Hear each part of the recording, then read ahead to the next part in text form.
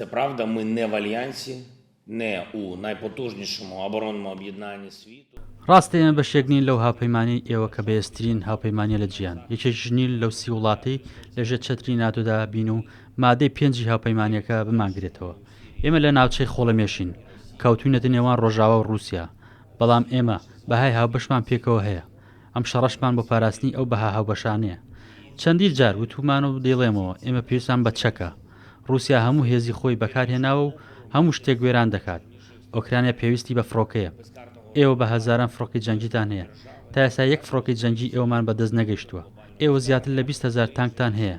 ئێمە داوای لە سەدا یەکمان کردووە. یان بماندەنێ یان پێمان بفرۆشن. خراپترین شتیش لە شەڕدا بێوەڵامی داواکاریەکانە. رووسیا بۆمبی فسفۆری بەکارهێناوە. جارێکی دیکە منداڵی ئۆکرانیا بەو چەکە گیانیان لەدەستداوە. من دەمەوێت بزانم ئەو هاوپەیمانەی ئێوە دەتوانێت ڕێگری بکات لە کوژرانی ئۆکرانیەکان بەدەستی رووسیا و چەکی پێویستمان پێ بدەن؟ ئایا ناتۆ لە رووسیا دەترسێت؟ دڵنیام لەوە باش تێدەگەن کە رووسیا لە ئۆکرانیا ڕناوەستێت. رووسیا دەوێت بچێتە ناو وڵاتانی ڕۆژهەڵاتی ئەوروپا و ئەندامی ناتۆ و دەریای باڵتیک و پۆڵەندا. ئەمە بەدڵنیاییەوە دەیڵێم.